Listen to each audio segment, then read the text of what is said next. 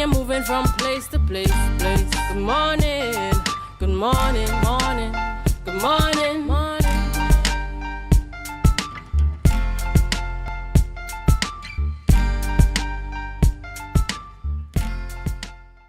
Good morning and welcome to the morning show here on Tobago Updates Television. It is Tuesday, 20th August 2024, and we're coming to you live from the Port Mall here in Scarborough, Tobago, and I am Adana Kumbi. This is the day that the Lord has made, and of course we will rejoice and be glad in it. There are so many things to be thankful for, and I've realized that the more you say thank you is the more that you have to say thank you for. So let's develop a habit of being grateful and thankful. Just think about some things that you are, indeed thankful for this morning. You can even write it down, journal it, and just go look back at it ever so often and continue to give God thanks for life.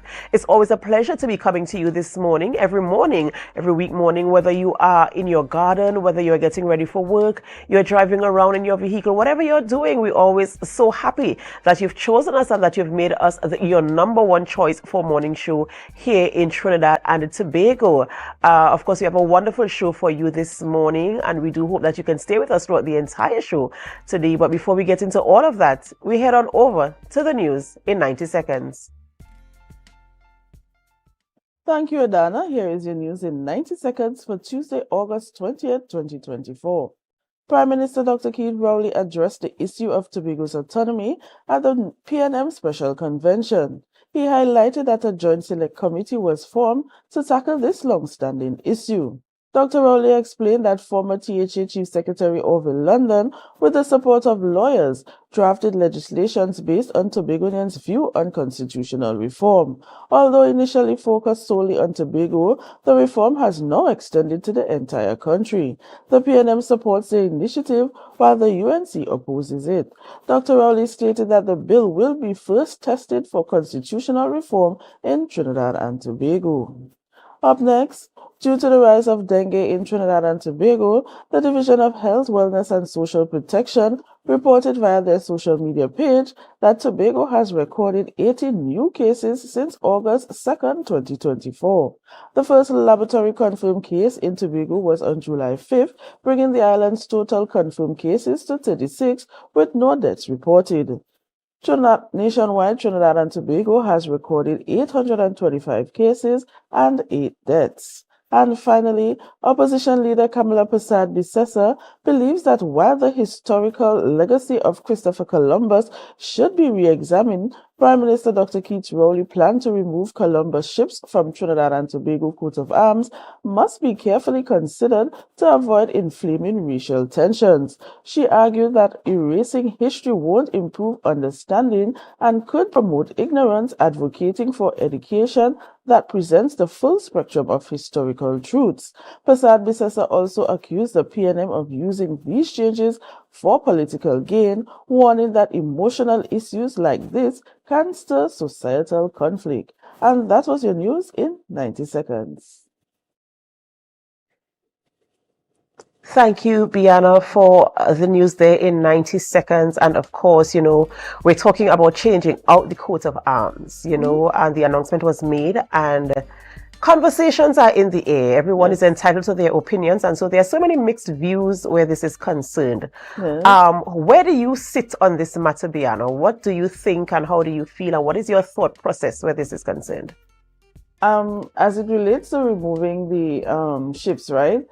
I don't really see it as a big issue, but I was reading a newspaper article, and Dr. Jerome Tilok Singh, that's a lecturer at the Department of History for UWI, he suggested that, since we want to say its national identity by putting the steel pan on the coat of arms, why not have the inclusion of, the tassa drums alongside the steel pan? So, that will give a reflection of, national diversity.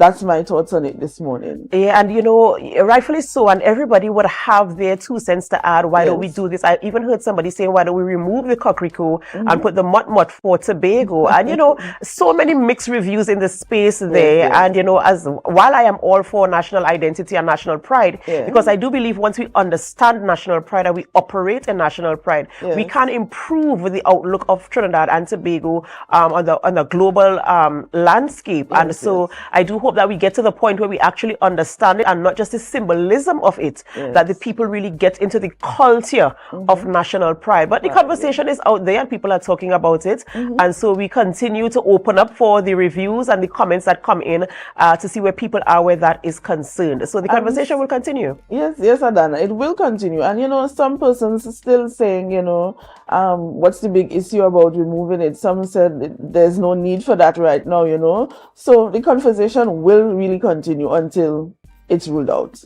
That's right. That's right. I don't know if this is an official mock-up there, but this is an idea as to what it might look like when it is done.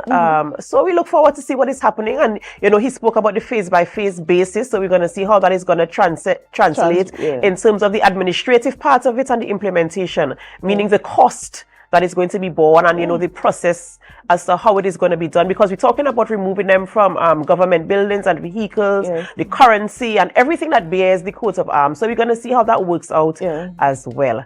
All right, thank you so much, Biana, for coming in this morning with the news and having this conversation with me today. I do hope that you have a wonderful, wonderful day today, and remember, find something to give thanks for, and you'll continue having things to be thankful for. All right, ladies and gentlemen, it's that time of the morning when we celebrate with those who are celebrating. We head on over to our birthday shout-outs.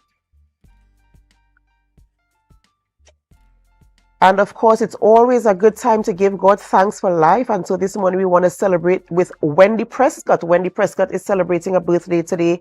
And Wendy, we want to wish you a very, very happy birthday today. We pray God's blessings upon your life. And this is coming to you from all of us here at the Tobago Updates family. We do hope you have a wonderful day.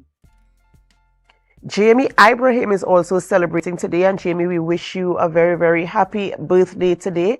We pray God's blessings upon your life, and we do hope that you have a wonderful birthday, and as you begin this new chapter, that it is beautifully written. So happy birthday to you from all of us here at the Tobago Updates television family.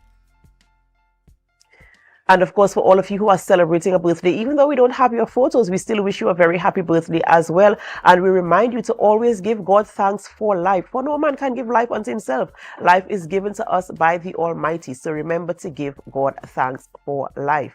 All right, you might be wondering, who are we having conversations with this morning? Of course, the hot topic now is the steel pan on the coat of arms. So we'll be speaking with Miss Beverly Ramsey Moore, the most fitting person, the president of Tobago. And I know she's beaming with pride. And so we're going to have the conversation as to where she sits and stand, with having the steel pan now implemented on our coat of arms, replacing the 3 Columbus ships. We also speak with Mr. J. Hugh Gordon, track and field Olympian, as we speak about the state of sport in Trinidad and Tobago. That's what our conversation is going to be looking like today here in studio.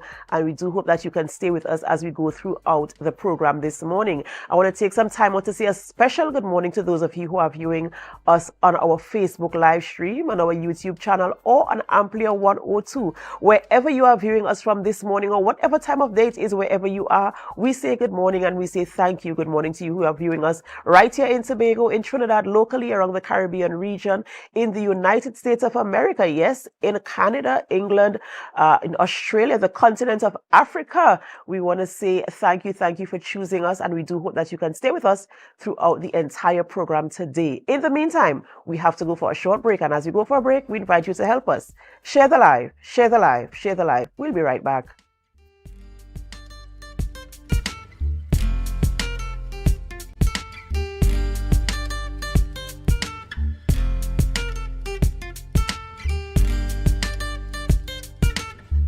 Stay fit this July and August with free aerobics from the Ministry of Sports and Community Development. Let her play. Keep on moving. Java Edition.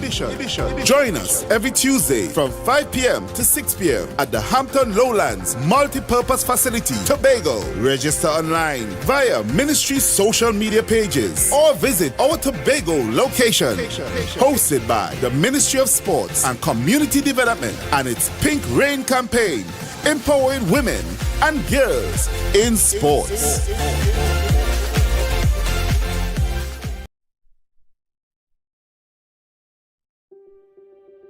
Are you ready to optimize your wedding business for engagement season and book more clients? Refine is the place to be. Refine, the Wedding Business Summit. Saturday, 14th September 2024 from 9 a.m. Pigeon Point Heritage Park, Tobago. This premier event is designed specifically for Caribbean wedding industry professionals. Gain expert insights, practical knowledge, and valuable connections that can help you thrive in the destination wedding market. Register now at refinesummit.com. It is time to refine. Refine, the Wedding Business Summit. Get insider info, advice, and insights from local, regional, and international players in the destination wedding market. Refine, the Wedding Business Summit. Saturday, 14th September 2024, Pigeon Point Heritage Park, Tobago. It's time to refine.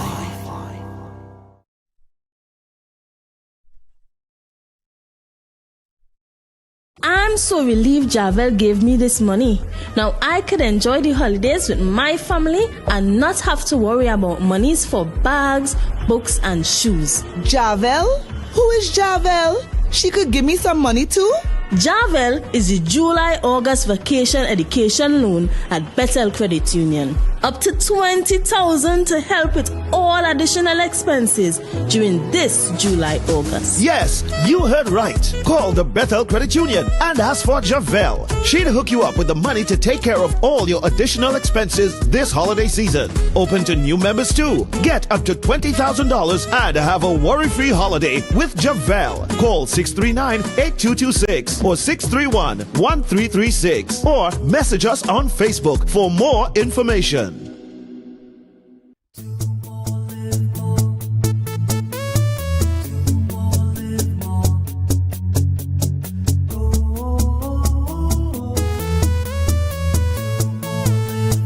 This is how it's gonna go. They better look up and look, 'cause this is your show, and everybody's gonna know. Say it to them once again. They better look up and look. This is your show, and everybody's gonna know. That's how it's gonna go.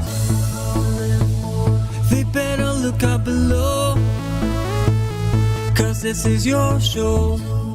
Live more.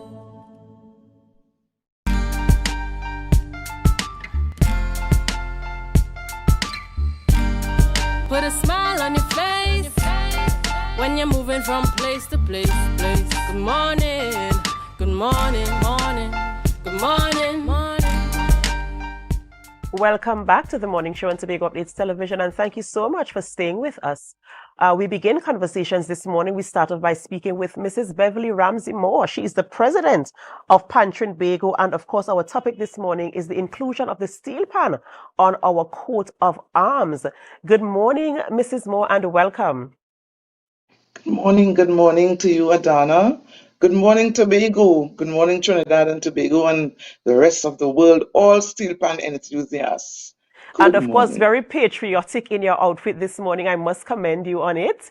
I know it's a very, very proud moment for all of us in Trinidad and Tobago when the announcement was made that the steel pan is now our national instrument. And so, conversation again in the air, we are going to have a change on a national emblem to include our national instruments. From where you sit, how do you feel? Let's talk about the emotional part of it. How do you feel about that discussion that is happening in the air now? Well, I was not in Trinidad and Tobago when the announcement was made.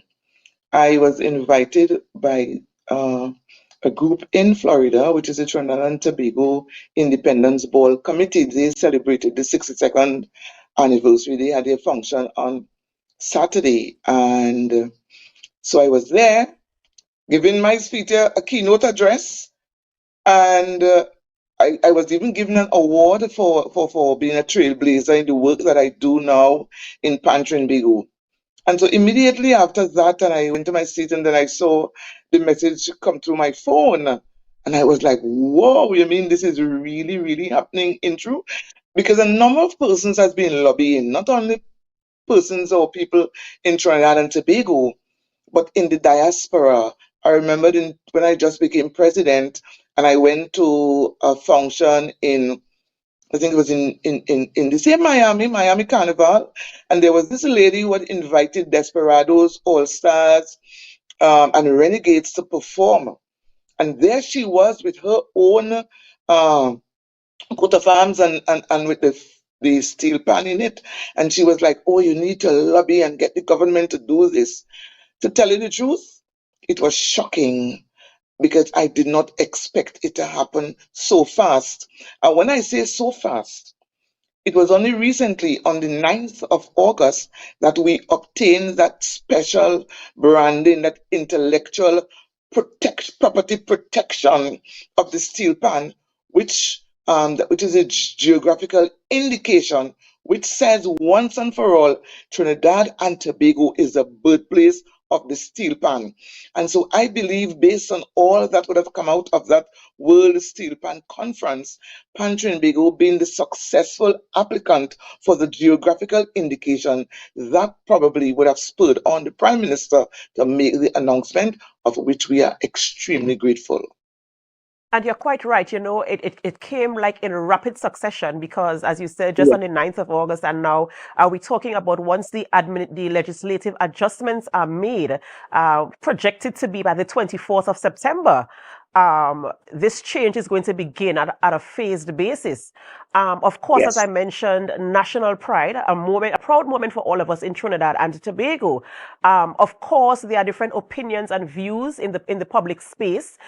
There's a court of public opinion, and so everybody has an opinion to make. Someone says, yes, we are for it. Other people are saying, no, it doesn't make any sense.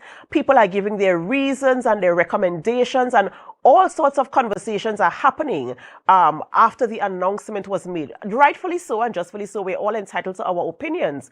But in terms of where you are, I understand that we've been lobbying for it. Do you think at this time that it is the right decision to be made? Also, in terms of the phase-by-phase basis in getting it done, we're talking now about counting the cost.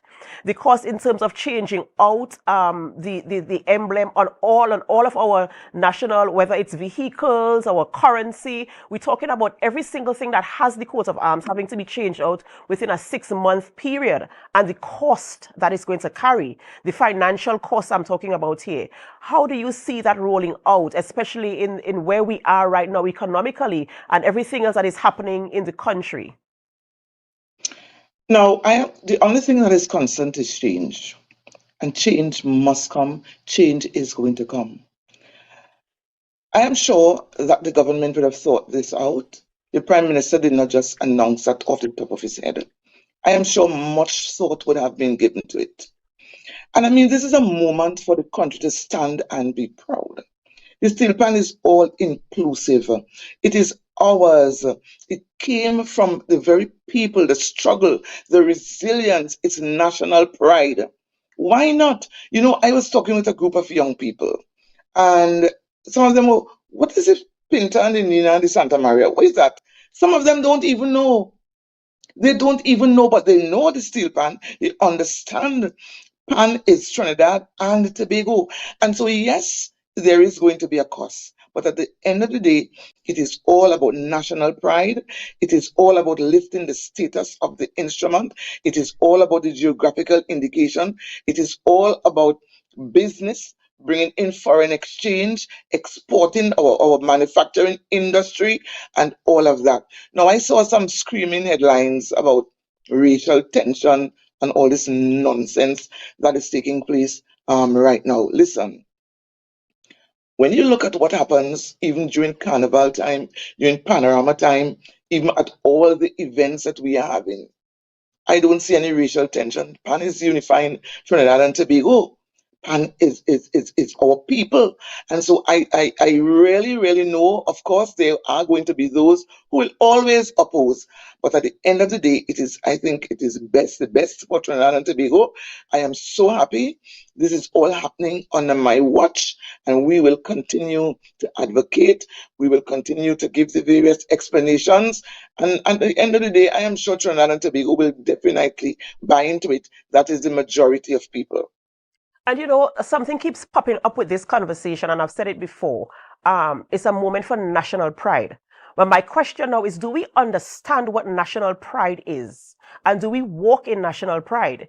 Because national pride to me is a shift in our mindset, a shift in our attitude, a shift in the way we appreciate the things that are indigenous to Trinidad and Tobago. Do you think we are there yet? And do you think that this change out now can help us to focus more on that aspect? Well, exactly. What is really national pride? Do we believe in national pride? Even when we sing our anthem and all of that, to some people, the national anthem is just another song. Hurry up and get that out of the way. And I think this is something that must be instilled from the very kindergarten school into the primary school. How proud we are. When you hear your national anthem, people being singing that anthem, and you feel this pride. Even when you play the national instrument, we say to our players all the time, remember the work of the ancestors. Remember this came out of struggle and resilience. Remember there was a banning. And even though, because let me tell you something, in Miami, where I went to receive this award, and so as the function began, there was the Tassa drums, there was the African drums, but at the end of the day, there was the banning of a particular drum. And the resilience of a people, the struggle of a people, kicking against the very same Pinta, Nina, and Santa Maria, the colonial masters, know that you have something to be extremely proud about, birthed right here in Trinidad and Tobago. The music, and it's not just about the music, it's about the people, it's about the community. Pan is happy music, Pan unites, Pan is about bringing in foreign exchange. Pan was born out of the very bosom, whether it's the African, whether it's the Indian, because we see how we all come together whenever the music is being played. How we all come together in the very Panyards, how we all come together because Pan is intergenerational. And now, they were talking about the patent. Let me tell you something. You scream to the top of your voice, oh, we ain't had no patent for no Pan. We lost the patent. You know why? You remember in the early days, the Pan men were the outcast in society, the very instrument. So all these years that we procrastinated about the instrument, the acceptance of the instrument, it took until 1956, even though it is the only musical instrument created in the 20th century, it took until 1956 when Eric Williams came on board, where national acceptance began. And so here it is, you've brought this instrument to a level where you can now export the instrument to a level where not only the export of the instrument itself, but our arrangers, our tuners right now, most of our tuners are abroad in New York or in Miami, our arrangers in England, Panorama, all over the world, they are gone. The talent is being exported, the services have been exported. So it's an entire industry of love and patriotism. And I'm saying to you, that this is a moment for national pride. Your head must swell. You must be so proud of our achievement. And I really, really feel proud as a Tobagonian, as a female leader. I feel proud of this moment. Yes, they're going to be pushed back, but at the end of the day, Pan will win again. Yes, definitely. And I'm listening to your discourse there, and I'm thinking now, do you think it is important for us to ensure that the education is taught in the schools, that people have an understanding, so that when we get to these big conversations, we can contribute in a way from a place of informed place where we really understand? Because now you're talking about historical events and historical moments, quoting dates and events that happened in the past that brought us to where we are now. And a lot of people and the general population of Trinidad and Tobago is not aware of these things. And I'm thinking maybe now we need to ensure that it becomes commonplace that we ensure the education is done in our schools. Historical education for things that build our nation building instruments, songs, personnel. I know recently on social media, I think there's a group there that is every week they post something about somebody who passed, who contributed to the building of our nation. And I'm wondering now, how do we implement this in our schools, make it a part of our syllabus and a part of our daily lives to ensure we understand who people are, what the instruments are, what the culture is, and how we came to be where we are today? Yes, and it's important to start that educational aspect in the schools. As you know, there is PAN in schools. There is, we need to get it on our curriculum and not just as, recreation. I think a lot of work is being done by the Ministry of Education. And so we really, really look forward to PAN in every school in Trinidad and Tobago. Let's put down that recorder and ensure that there are the mini PANs in school for our young children. The history must be taught about the born out of pain, born out of struggle. And now today it's a world-class instrument. We ask the question, what is the national musical instrument of Trinidad and Tobago? And every child will have to write the steel pan, as they're doing now. We would have gone before the Parliament in July and to ensure that it is now law. It is in the law books of Trinidad and Tobago that pan is our national musical instrument. So it is protected by law. And now we have the geographical indication. We are protected by the intellectual property. And so that is a protection here for the steel pan. And so all of that information, we need to ensure that the population is aware, the schools are aware, and much more needs to be done. Because as I mentioned to you before, if you ask several of our students about these three ships, they don't even know, they don't have a clue.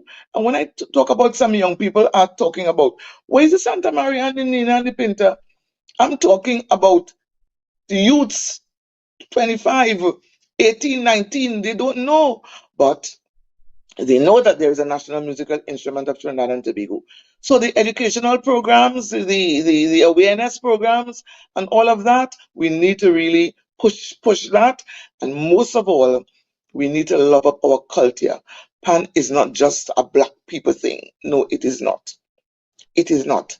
Pan is Trinidad and Tobago, born right here, invented right here. And I really, really know that the debate is going to continue.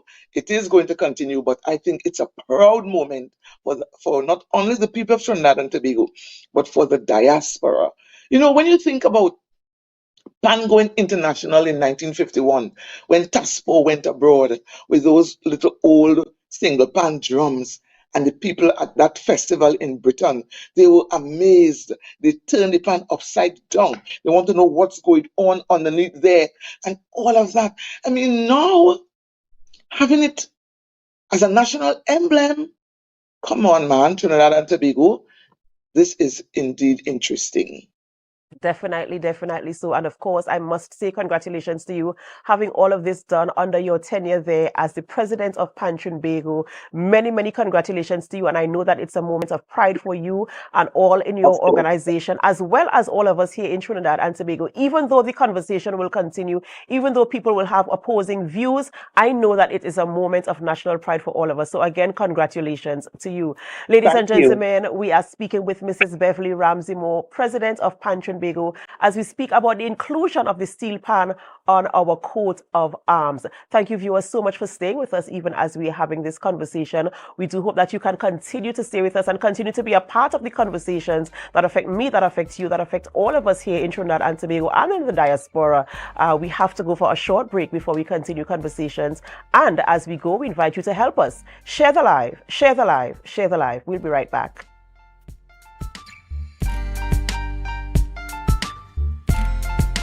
Attention all talented individuals and groups in Tobago. This is your moment to shine. Showcase your skills in music, dance or drama at Tobago Star Quest. Prelim auditions are held every Sunday across various communities throughout Tobago. Seize the chance to win exciting prizes and demonstrate your talent. For more details, visit our Instagram page at tobago.star.quest or email tobagostarquest@gmail.com. We look forward to seeing you there.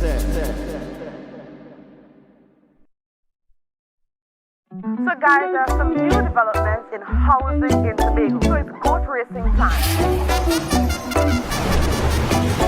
This is 116, the show that keeps you in the know with all things Tobago House of Assembly. Each week, 116 delivers a fun and engaging overview of the latest developments, achievements, activities, and events of our dynamic assembly. So join me. Let's dive into the Tobago House of Assembly's Week in Review right here on 116.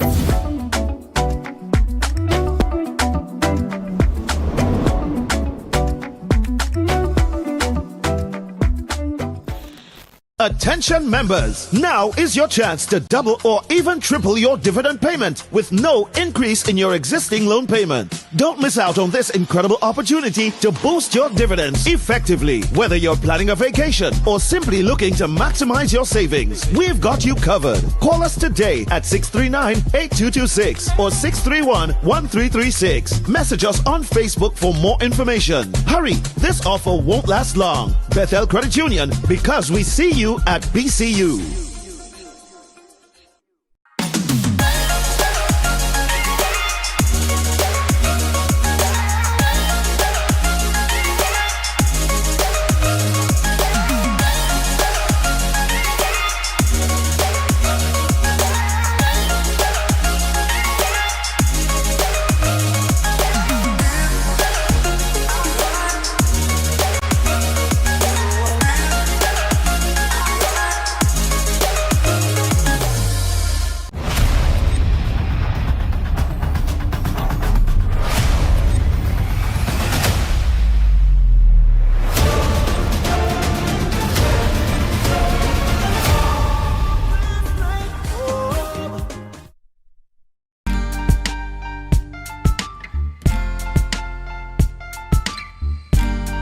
Put a smile on your face when you're moving from place to place.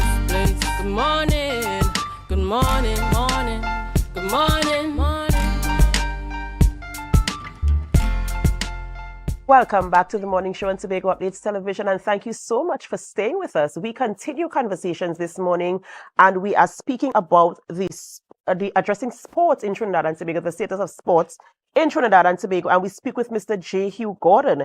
He is a track and field Olympian, and we're going to connect with him this morning as we begin this conversation. Good morning, Mr. Gordon, and welcome. Good morning. Thank you very much for having me on the show. Of course, we're talking now about the state of sports in Trinidad and Tobago, just coming out of the Olympics, Paris 2024. And of course, so many other sporting activities happening where our athletes are concerned, whether it's cricket, football, whatever is happening across the globe where our athletes are concerned, right? And coming out of Paris 2024, of course, we came with no medals, knowing that our athletes, they went in there. When you participate in any event, you're going with the intention to win, right? As a former athlete, you would agree with me, won't you? And yes, we came home without medals. And conversations in the air, people are talking about all sorts of things and having their own opinions where this is concerned. And I want to know from your own personal experience and from your assessment of our athletes going into the Olympics and their general performance in championships across the globe, how do you feel about the outcomes that we are experiencing right now? Yeah, you've had some really, really good points. As you mentioned, no athlete go into any type of competition expecting to lose. However, we have seen that sports has been progressing and advancing globally, and in Trinidad and Tobago, we do not take sports as seriously as we do. Obviously, there are many variables to add to the equation to make it a complete whole and a sum in itself. But at the same time, sports is a big business. We've seen great investments in high performance centers in terms of education, in terms of coaching, in terms of technology. And yes, the government, they are investing sums of money into the sport. However, there are many, many things that we are still laboring behind with regards to infrastructure, with regards to facility, with regards to support for the athletes. It is not just always about spending money or giving athletes funding, but there are many, many social issues in Trinidad and Tobago in terms of the way that we respect sports and give it its due diligence. Right, of course, the investment is absolutely necessary, and you're talking about due diligence here. There are so many assessments that have to be made when you are creating an athlete, when you're preparing an athlete for a championship or any type of event. What are some of the things that we have to look into when we're making these types of investments to ensure that our athletes are in a good place, mentally, socially, physically? Because it's a whole list, is a whole person that you're sending here on an international stage to represent a country. And remember, the culture that we have here in Trinidad and Tobago, everybody has an opinion. So you do something good, there's an opinion. You do it not so good, there's an opinion. You do it awful, and there are so many opinions. So you have to prepare this person holistically. What are some of the things that have to go into the considerations that must be made, in your opinion, and again, based on your experience and the things you've been through, to ensure that the athlete is prepared to handle an international stage that represents Trinidad and Tobago? Yeah, there are many moving parts with regards to making a complete athlete. Obviously, there's the physical assessment to make sure, one, the athlete has the competence to perform at a certain level. You must have some form of ability, some form of talent, and it has to be nurtured and guided so that you can perform at that international level. The another aspect is obviously the mental aspect. There's a will, there's a desire, there's a grit and determination about that person that is required to understand that it is not going to come easy. There's persistence and dedication that is required to get to that level also. And outside of that, you need a really great support team that will involve a massage therapist, a physiotherapist, a doctor, a nutritionist, and also someone that is going to work on the mental aspect. Those were some of the key variables that were highlighted along my journey that helped me to win world championships back in 2013 and make myself a two-time world champion. And you spoke about the things that are needed, right? I want to talk about your personal experience. Could you walk me through a time when you didn't perform your best, or the results you were hoping for you did not achieve? And of course, the public opinion. We come in, and especially with the advent of social media, where information gets there in swift time. How did you deal with negative comments that almost, could break somebody? How were you able to overcome, first of all, the fact that you didn't achieve your goal that you set out to achieve, and then the comments of the population, or rather the public, that came in with, all their remarks, especially when we come in from a place where we don't have all the information, but have all the opinions? Well, I would say when I was competing, social media wasn't as big. And obviously, the advancement in technology has made the world so much closer now that everybody believes they are an internet coach and they know everything because they watch sports in general. But many persons, they watch sports, but it is only until you are in that situation. And I know many persons would feel as though they could do it, but I'm sure the way how things are, none of them would even be able to lace up and even go on a track and compete.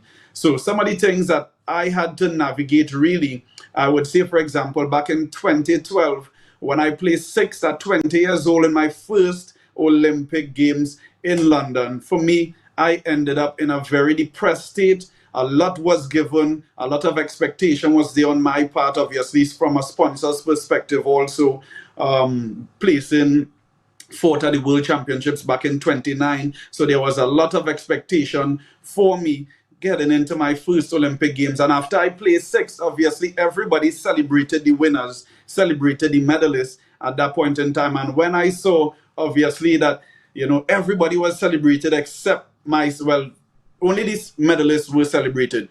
And for me, knowing that I've worked really hard and everybody was like, yeah, he ain't do good, we use all type of derogatory terms to bring the athlete down instead of really lifting them up. It is not by a fly-by-night situation where athletes wake up and they just qualify for the Olympic Games. It's on a 4-year quadrennial whereby it's blood, it's sweat, it's tears, it's injuries. Some athletes even do surgeries. Myself did surgery back at the end of 2015. And sometimes we do see the negative comments. But if you're not strong enough, it is something that can break you, because some people focus so much on it. The mental aspect when you're at an elite level. And when I say elite puts you among the top 10, top 20 in the world.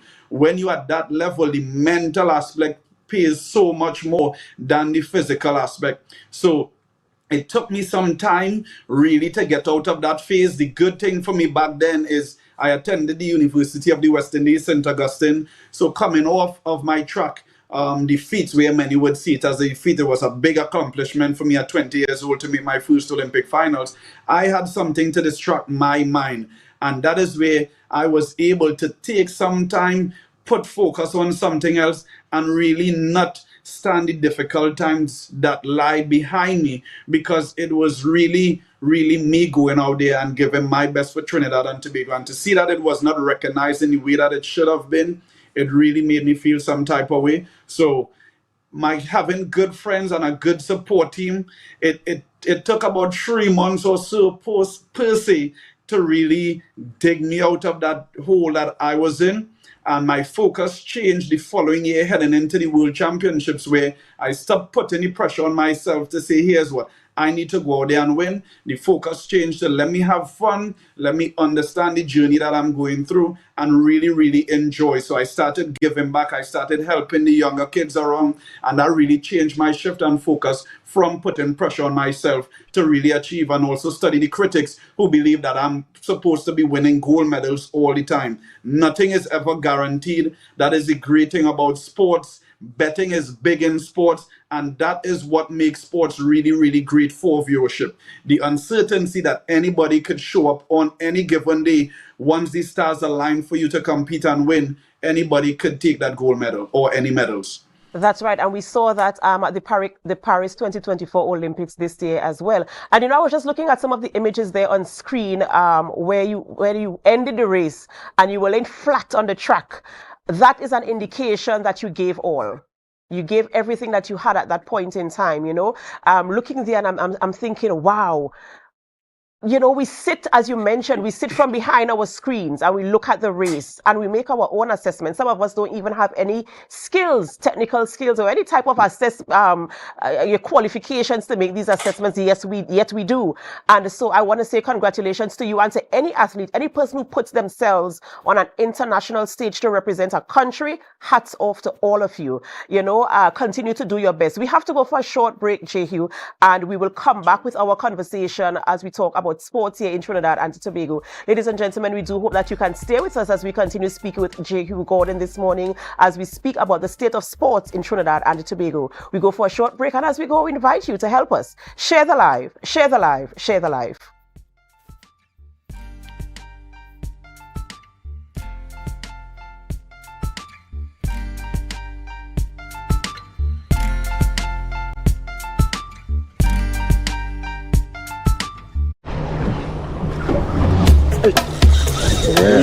Go in. You have to stop it. You have to stop it. Welcome to my kitchen, guys.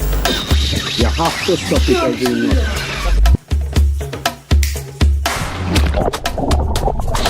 That's it. That's the intro. Let's do it one more time, right?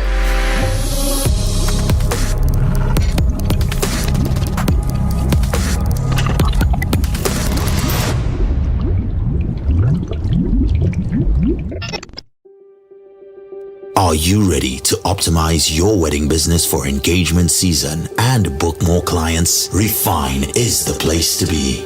Refine, the Wedding Business Summit. Saturday, 14th September 2024 from 9 a.m. Pigeon Point Heritage Park, Tobago. This premier event is designed specifically for Caribbean wedding industry professionals. Gain expert insights, practical knowledge, and valuable connections that can help you thrive in the destination wedding market. Register now at refinesummit.com. It is time to refine. Refine.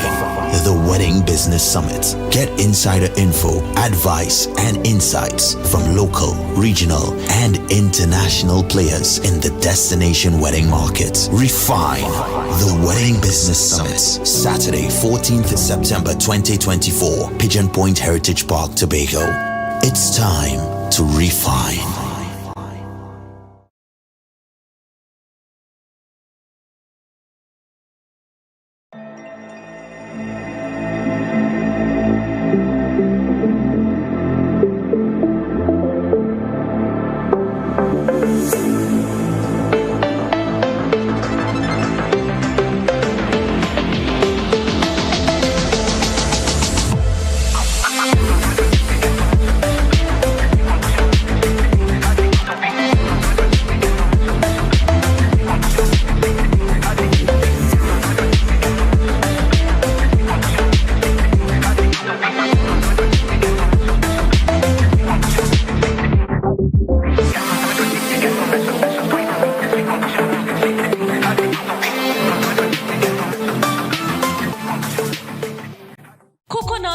The buffet restaurant that specializes in all your tasty local dishes. For breakfast and for lunch. Breakfast includes coconut bake and sada roti, served with chokers, bull joil, and sausages in tomato sauce. Not forgetting beef and cheese pies, shepherd's pie, macaroni pie, and rice in various styles. Meat served in a variety of flavors, garden salads, and pasta salads. All this accompanied by fruit juices, coconut water, your choice of a great combination to appease your taste buds. So call us today to order, as we are here to accommodate your busy schedules or if you are having a cooking day off. It's a different type of thing down there, and we party till we drop down there, with a lot of pretty girls down there, down in Tobago.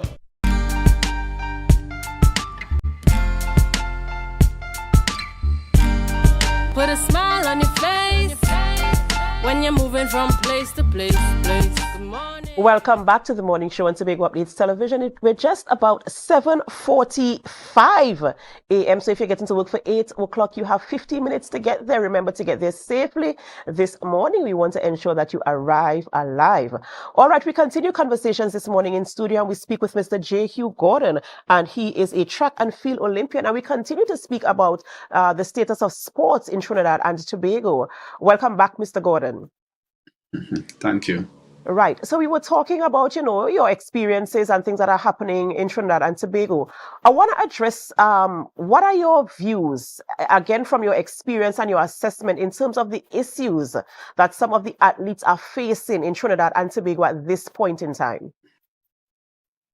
Well, I know one of the major challenges that we are faced with in Trinidad and Tobago is really the lack of proper access to facilities. So Trinidad and Tobago, we have 5 stadiums across Trinidad and Tobago, and the deplorable state that many of them are in is really a limiting factor.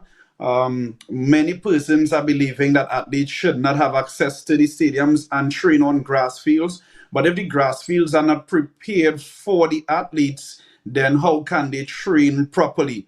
So it is a situation whereby track and field is not one of those sports that can compete with football, that can compete with rugby and even cricket at the same time, because our legs are our assets. So if we are supposed to go and play on a field, especially in the rainy season, where we have football taking place, rugby, etc., then the chances of us twisting our ankles or hurting our legs, then that will be a really limiting factor for many of the athletes. I know myself, I managed the Carifta team this year, and one of the biggest challenges that the athletes face is they did not have access to the facility. Obviously, there are clubs in Tobago that have access, yes, but there are so many things that can be improved on. The way how things are situated, track and field is not a professional setup. So many coaches, they go to work and then they come to the facility after.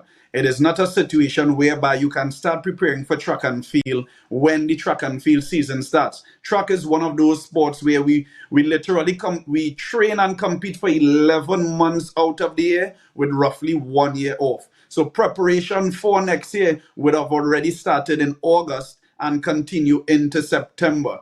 So yes, some people may say we have the facilities.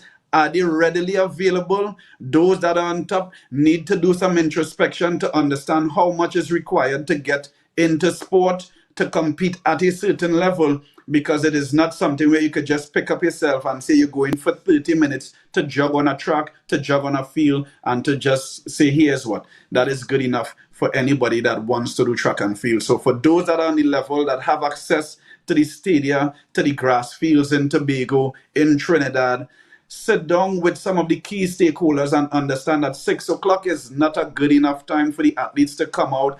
I know even at the High Performance Center, it opens at 5, it closes at 6. Many of these athletes, they go to work. And this is what you want us to go out to the world and compete against.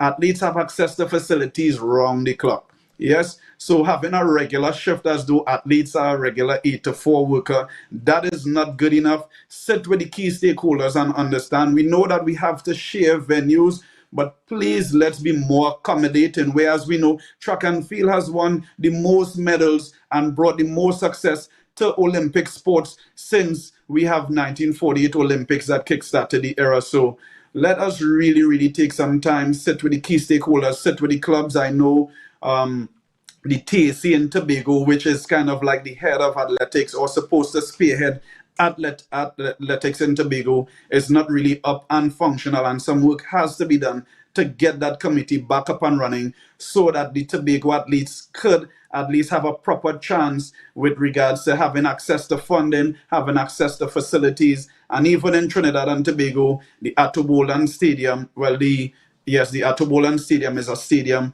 that is not up and readily available. The Manny Ramjan Stadium, the stands is not usable. And obviously the Hazy Crawford track, the expiration date is going to be up, I believe, in a couple weeks or so. So plenty work to do with regards to access to facilities. It is not something that we wake up on one day and say we're going to make the Olympics. It really takes 4 years. It takes a lot of investment. Millions of dollars are invested to at least qualify for the Olympic, and millions more is required to even have a chance at winning a medal. So when sports is at the bottom of the barrel and we have really high expectations to make Olympians, make Olympic medalists, then come on. We are being really delusional here in Trinidad and Tobago. Jehu, you're talking here about the access in terms of the times that the venues are available. If you were to be in the conversation, because you're talking now about having conversations with stakeholders to ensure that the access is readily available to the athletes so that they can, train and put in the work that needs to be put in to prepare them for the championships, what are some of the recommendations you would make in terms of making the stadium available? Also, we're talking here about short term and in the long run, because now we're talking about is it that we're going to have to create a new venue for just strictly for athletes, so it's always available when they need to train? What are some of the recommendations you would have to alleviate this problem? Well, so given that we do not have many professionals in Trinidad and Tobago, right? We'll just start with that situation. So obviously we're on Tobago now, so I'll talk about the state of Tobago. So yes, we do not have professionals in Tobago at the moment. Most athletes come out of the primary school and the secondary school level. They'll probably get to the track if school finishes at 2:30, sometimes 3 for the primary school. Then you give them like a 30 minutes to get to the stadium. From the time they get there at 3:30, then now it takes at least roughly an hour to warm up. So that's already 4:30.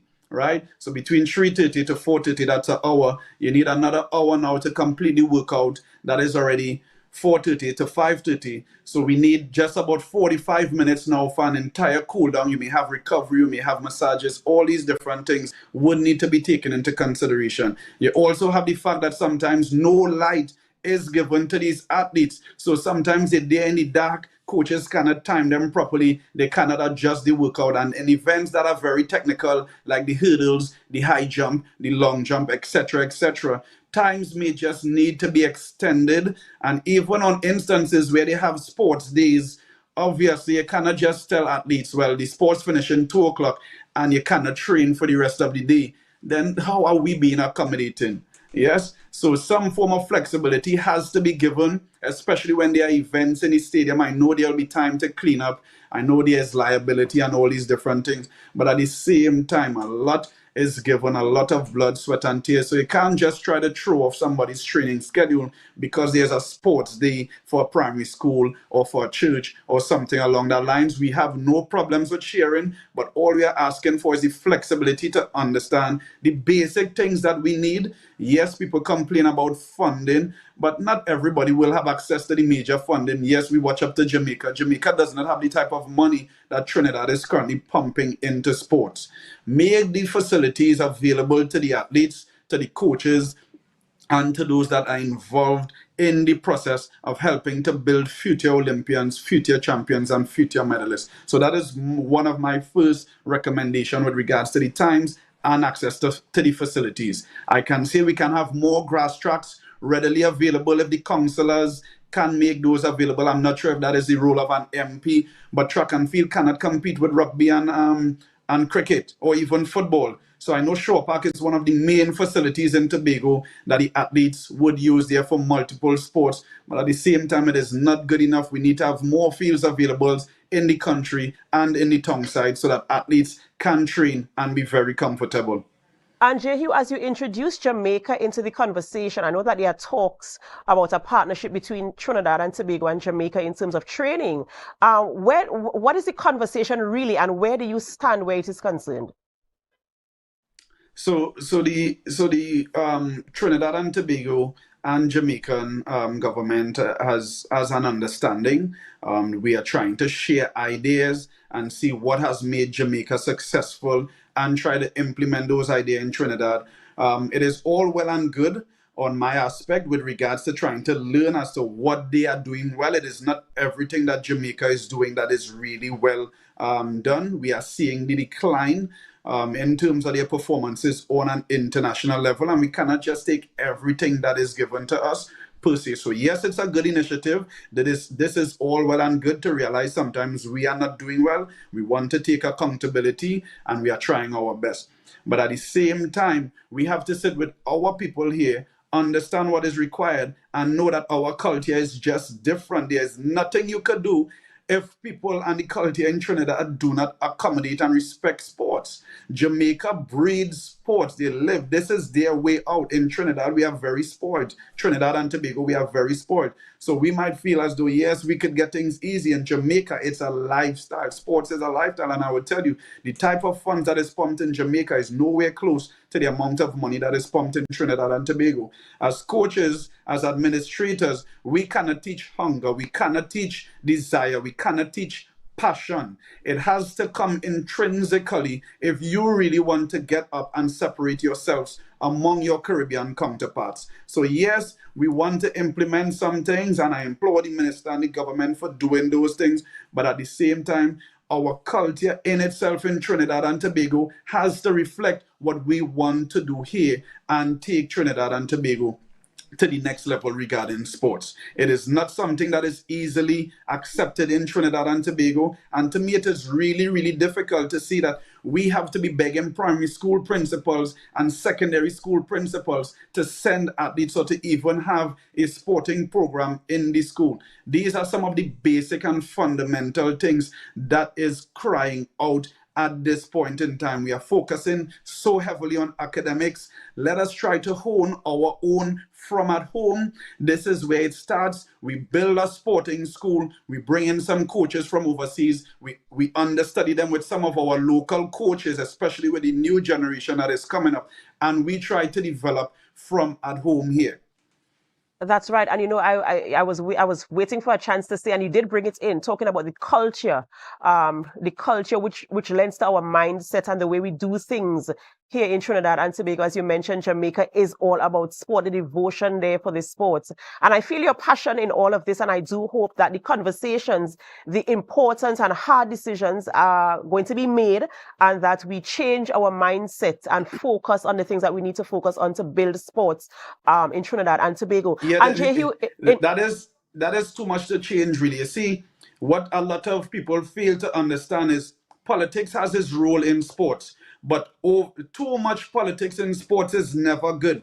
the only people that are hurt at this point in time is the athletes, and that is why we are seeing so many athletes crying out. We understand that based in the Caribbean here, we rely solely on government intervention, but there is so much politics that is involved in sports these days. This one don't like that one, this one don't want this to get done, and that is really what is hurting sports in Trinidad and Tobago. So I would say we respect the politicians. We understand the role that politics has to play in sports. The foundation has to come from the government. But after that, we have to give the autonomy to those with the necessary technical ability to run it in the way that it should be run. Else we will just keep spinning top in mud. All right, thank you so much, J. Hugh, this morning for joining us and having this conversation, very important conversation, of course, as we address the situation of sports here in Trinidad and Tobago. And we do hope that we can have the important conversations with all the stakeholders to ensure we are able to create athletes who are ready for the international stage and, of course, improve performance holistically based on the support that is given from the government. Ladies and gentlemen, we've been speaking with Mr. J. Hugh Gordon, a track and field Olympian, as he expressed his thoughts and opinions where sport is concerned in Trinidad and Tobago. We're so happy that you stayed with us right throughout our programming. This is where we end the morning show on Tobago Updates Television, but it's not where we end our programming. We head on over to GMT. So we ask that you stay with us. And as you stay with us, we invite you to help us. Share the live, share the live, share the live.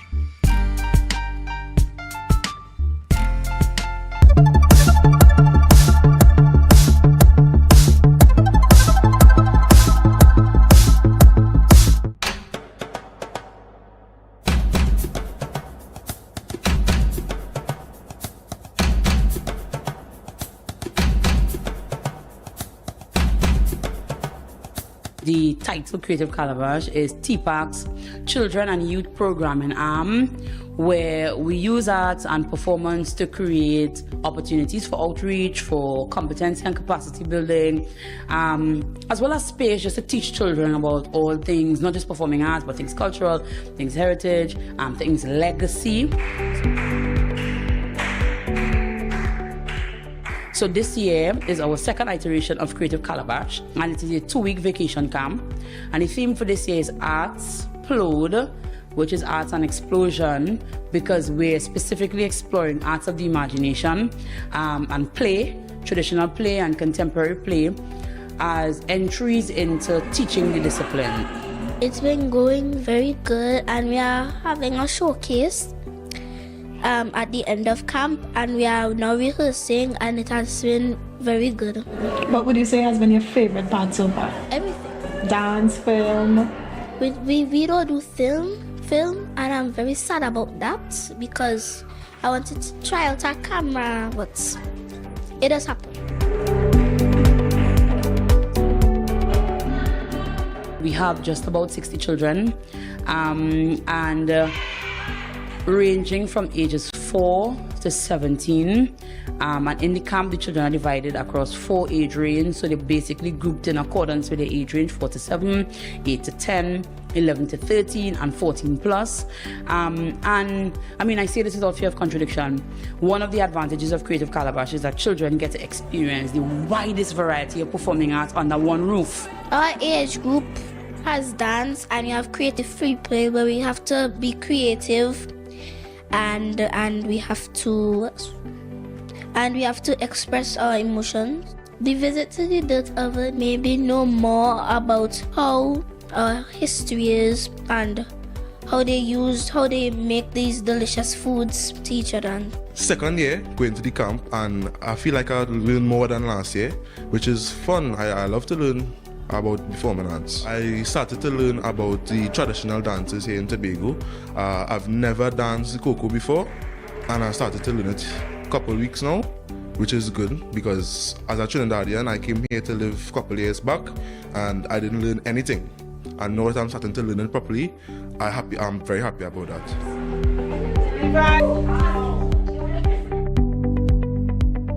what about if you all have on just the... We are so deeply invested in creating opportunities where children get to know not just about the space or the island's cultural prowess, but also about themselves.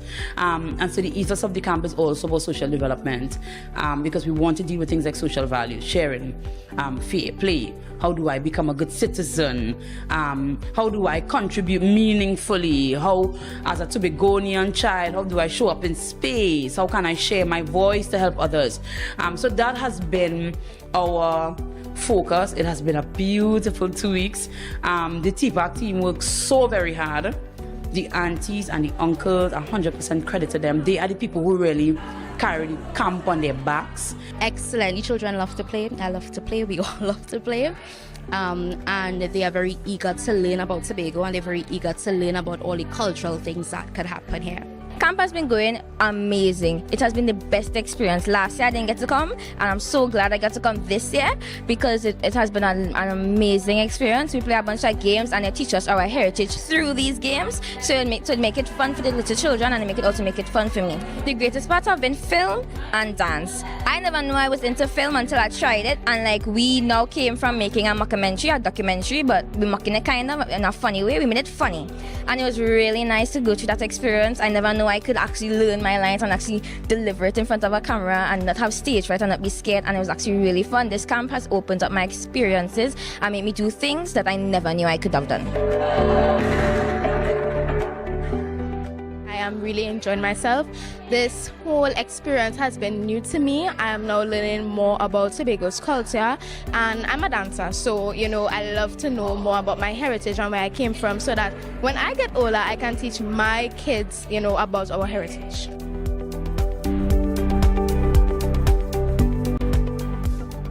That was a production of the Department of Information, Office of the Chief Secretary, Tobago House of Assembly.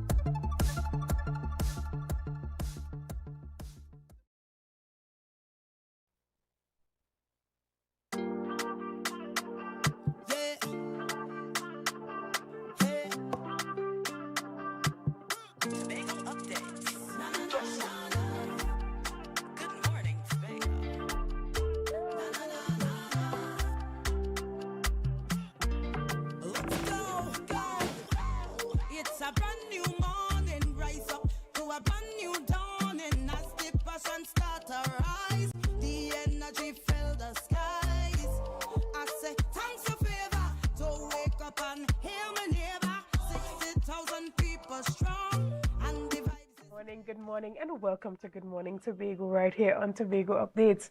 I am your host, Chanel Felix. And whenever you see me sitting here, it's because we're about to have those conversations that you want to have while I ask those questions that you want to have. But even before we get into this morning's very interesting conversations, let's have our news in 90 seconds. Prime Minister Dr. Keith Rowley addressed the issue of Tobago's autonomy at the PNM Special Convention. He highlighted that a joint select committee was formed to tackle this long-standing issue. Dr. Rowley explained that former THA Chief Secretary Orville London, with the support of lawyers, drafted a legislation based on Tobago's views on constitutional reform. Although initially focused solely on Tobago, the reform has now extended to the entire country. The PNM supports the initiative while the UNC opposed it. Dr. Keith Rowley stated that the bill will be the first test of constitutional reform in Trinidad and Tobago. Additionally, due to the rise in dengue in Trinidad and Tobago, the Division of Health, Wellness and Social Protection reported via their social media page that Tobago has recorded 18 new cases since August 2nd. The first laboratory-confirmed case in Tobago was on July 5th, bringing the island's total confirmed cases to 36, with no deaths reported. Nationwide, Trinidad and Tobago has recorded 825 cases with 8 deaths. And finally, opposition leader Kamala Persad-Bissessar believes that while historical legacy of Christopher Columbus should be re-examined, Prime Minister Dr. Keith Rowley's plans to remove Columbus's ships from the Trinidad and Tobago's coat of arms must be carefully considered to avoid inflaming racial tensions. She argued that erasing history won't improve the understanding and it could also prompt ignorance. And she also is advocating for education that presents the full spectrum for historical truth. Prasad Bisesa also accuses the Prime Minister of using these changes for political gain, warning that emotional issues like this can stir social conflict. And that was our news in 90 seconds. All right, we're going to take a quick break here. And, well, I am now hearing from my producer that I have my guests on with me this morning. I am so happy that we are going to be delving a bit more into that third story as I chat with Mr. Martin George, and we're talking about the implications of that change on their coat of arms. Good morning, Mr. George, and welcome. Yeah, hi, good morning to you and good morning to all your viewers on Tobago Updates, which is the #1 TV talk show from Tobago. Right, well, I'm glad that you made it just in the nick of time for us to start this conversation. Just as I was rounding up my news story where you heard the opposition leader, Kamala Prasad Bisesa, saying that they must be careful in how they roll out this new change on the national coat of arms, as she predicts that, rolling it out in the wrong way can cause racial tensions to rise. Tell us a bit about this and why you think the opposition leader would make such a statement. Well, I think that's because it's the only card she has that she's been playing for years. At the end of the day, there's absolutely no racial element in the question of whether you want to include the steel pan on the coat of arms of Trinidad and Tobago. She is seeking to create a racial issue here, and that's all she has, because she's bereft of ideas. She's empty, she's hollow, and the thing is, there's absolutely no leadership that she can provide.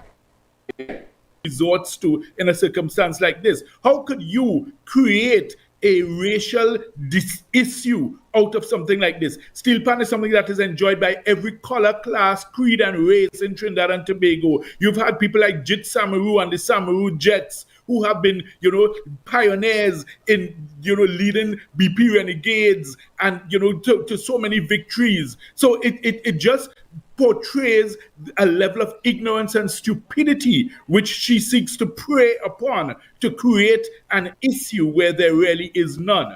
The fact of the matter is that, look, when one looks at it historically, the 3 ships of Columbus are things that are vestiges of the past which may not even accurately reflect what occurred.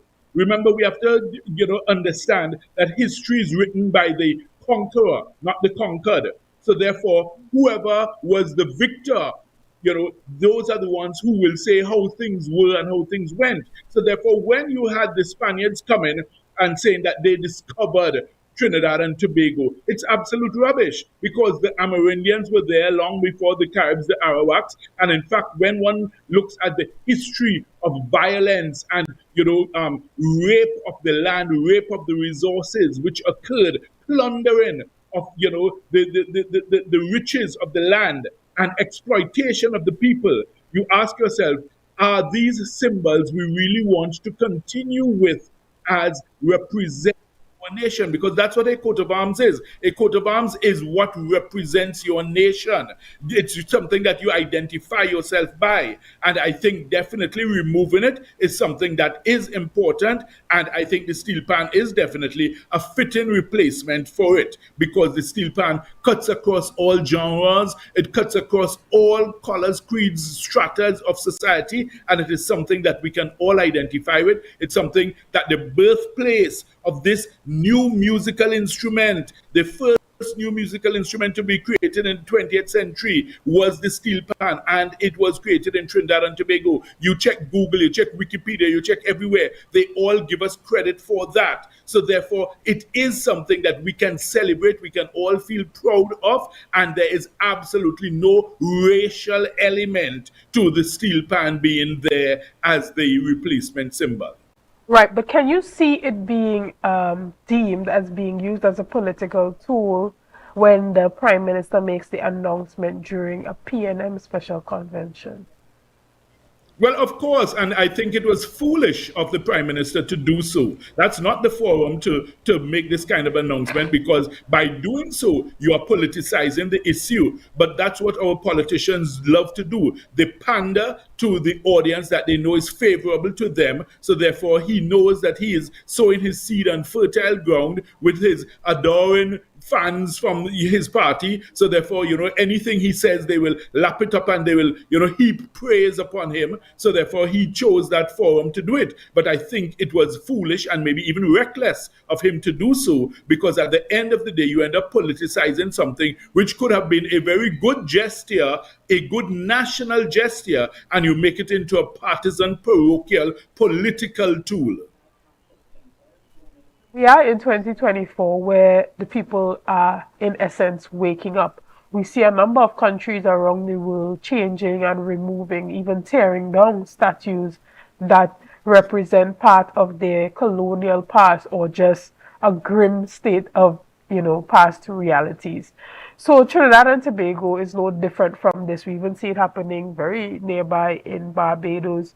You already said that you do think that this is the right move. It's the right step for Trinidad and Tobago to make. Do you see any other elements that could possibly be changed in the future, similar to those ships on the coat of arms? Well, I mean, I guess it has to be done on a case by case basis, and we can't just go about willy nilly deciding, to change everything, because then you could then go back and say, well, you want to change the name of the country, if you understand me, because I mean, it derived from, when Columbus spoke of the Trinity Hills.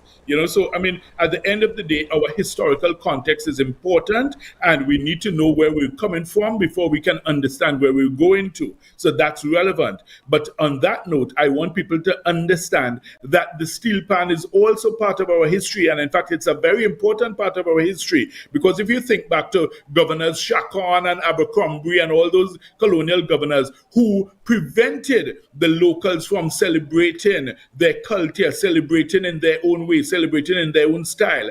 That's what caused the evolution of the steel pan, because they would have to hide and celebrate. They would beat their drums. They would then go to the tambu bamboo, and it's from that they started, banging on pots and pans, and then, the steel pan was formed. So therefore, there is a significant historical context. So those who think, that it's just a question of, well, you're removing the history. No, you're actually replacing it with another part of our history, and the steel pan is a part of our history, and it is a significant part of our history. What I would like to see us doing also is focusing also on the future, not just the past, but the future of steel pan. Where are the innovators? Where are the persons who can now push the envelope, push the boundaries of what this instrument can do? Why don't we have, say, for instance, in Tobago, why is there not a dedicated pan school where we can say, look, we are doing innovation and research and development in terms of, you have a science lab, you have, persons who are doing metallurgical studies to see, well, okay, what blends of metals we can come up with, which may give a different sound, a better sound, then you can start talking about innovation and invention and patenting the idea, because the general steel pan idea is lost in terms of being able to be patented anymore, because it has become so publicly acknowledged and accepted that Trinidad and Tobago can't patent it anymore. But there are many other new innovations and developments which can take place. Say, for instance, you look at what happened with the G-pan, right? That was a new invention, a different version of the pan, and that was able to be patented. Professor Brian Copeland, he got the patent for that. So the thing is, there are things we can do. We have own Duvon Stewart from Tobago, who leads the, one of the largest bands in Trinidad, BP Renegades, so therefore, why aren't we seeking to tap into his skill, his talent, to say, hey, listen, let us develop the technology? Why isn't Tobago seeking to be a leader in this regard and not just a follower? Right. Okay, well, we want to thank you for giving us such a extensive perspective on that. We're going to take a quick break right here because we have a lot more conversations coming right after this. See you soon. Thank you, Mr. George. Okay, it's always a pleasure. Have a great morning. Thank you. Same to you, yeah. It's a brand new morning, rise up to a brand new dawning as the passion start to rise. The end.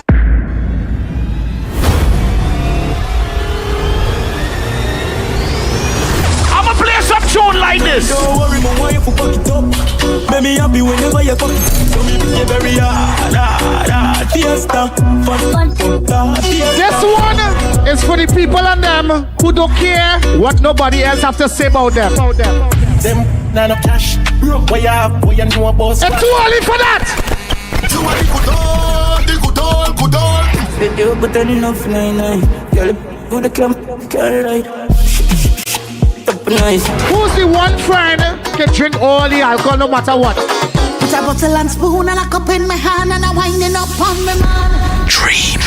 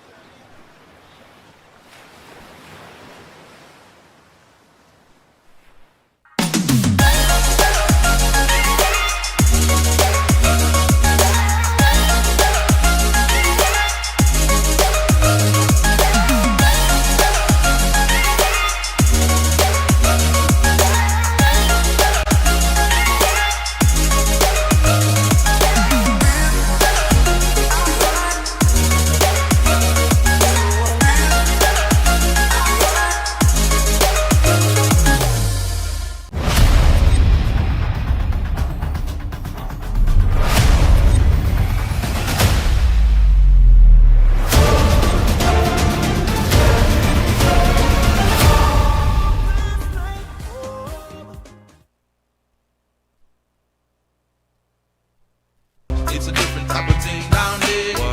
And we party till we drop down there. With a lot of pretty girls down there. Down in Tobago. Coconut's Cafe, the buffet restaurant that specializes in all your tasty local dishes. For breakfast and for lunch. Breakfast includes coconut bake and sada roti, served with chokers, bull joil, and sausages in tomato sauce. Not forgetting beef and cheese pies, shepherd's pie, macaroni pie, and rice in various styles. Meat served in a variety of flavors, garden salads, and pasta salads. All this accompanied by fruit juices, coconut water, your choice of a great combination to appease your taste buds. So call us today to order, as we are here to accommodate your busy schedules or if you are having a cooking day off.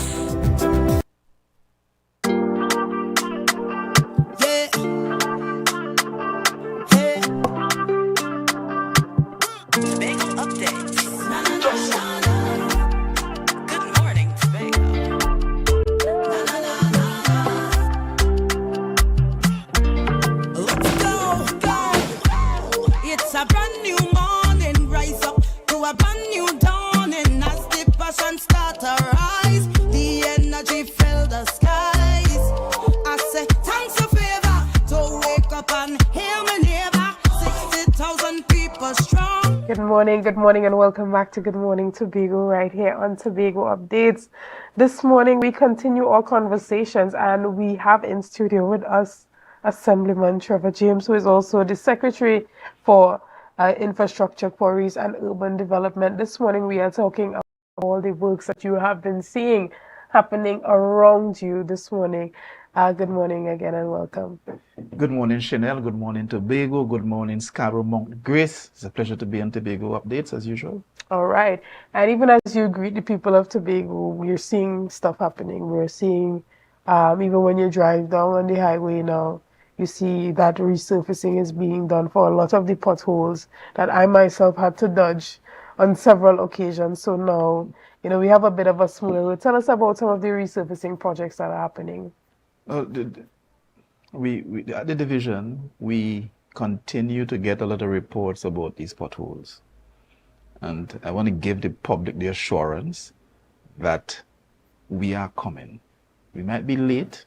We have resource constraints. But one thing is sure that we are in fact coming. And I think we need to allay the fears of the public when it comes to the division responding to resurface requests and all the requests that we have, understanding that we are working in very difficult circumstances, staff that is, and that we are working in severe resource constraints, and we are in fact doing what we've set out to do from day one, which is to get every department in the division working as optimally as possible.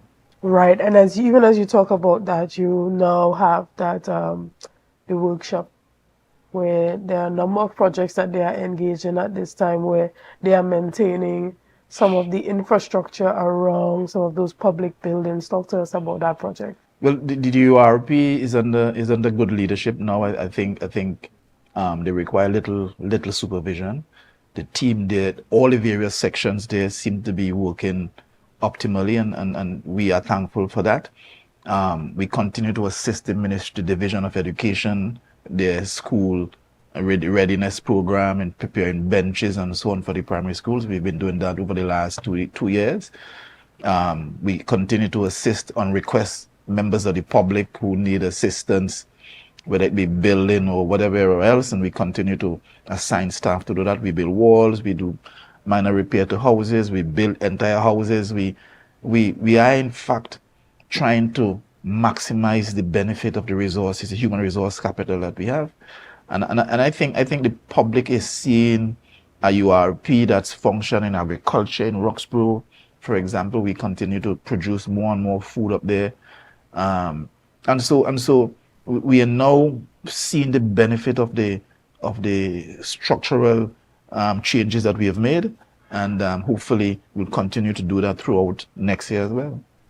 All right, and the last time you were here, we were talking about that connector road, and there was a projected opening of a little at the end of August, and we are approaching that timeline.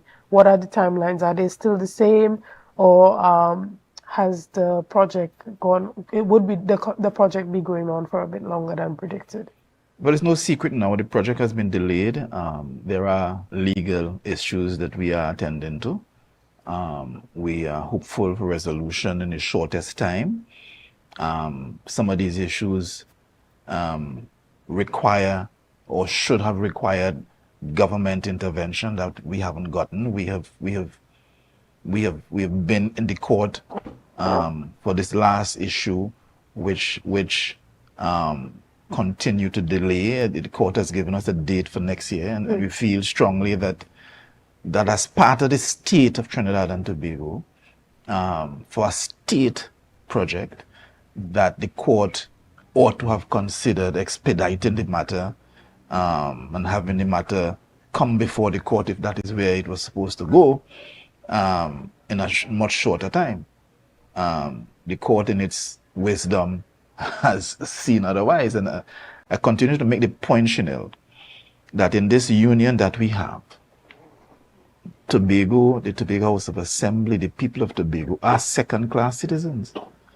And Tobagonians have to come to terms with the representation that we have in the parliament. Tobagonians have to come to terms with whether we must continue to to go to the parliament every 40 years and ask for a change in legislation. Because the real issue here is an autonomy issue. We are going to courts in Trinidad who have their own priority, and the priority of Tobago is not being taken into account. And surely with this matter should have been expedited through the courts.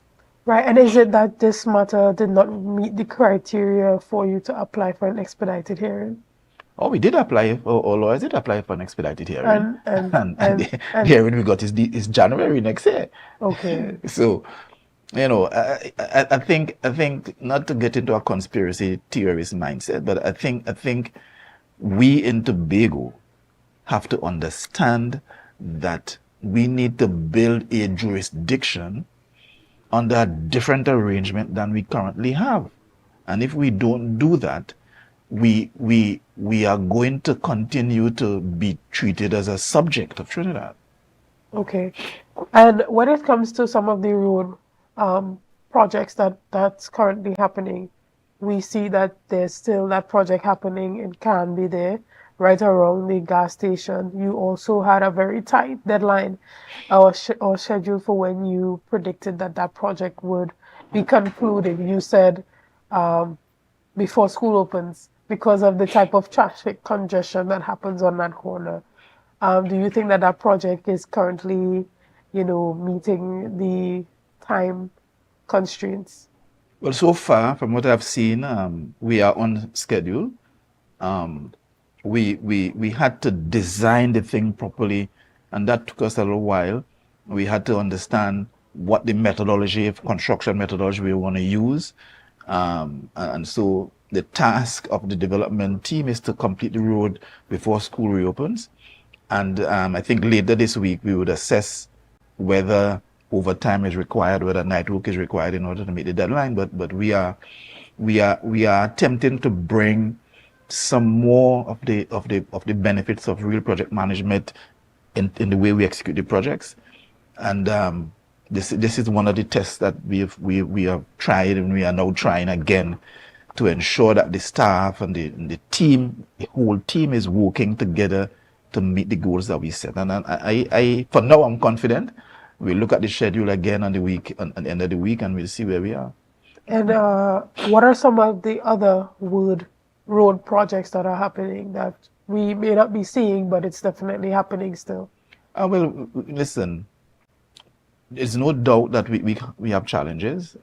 We continue to do the best we can. We have a team now in Grand Bay Gully. It's a project up there that has been outstanding for a while. We've finished Idlewild. We're looking over a design for a solution at Cove and the bank, the Citizens Bank, and so on. We are looking at a solution for the corner of Wilson Road and Gardenside Road Street and Dutch Fort. And so once we get the design acceptable, those are projects that we would execute.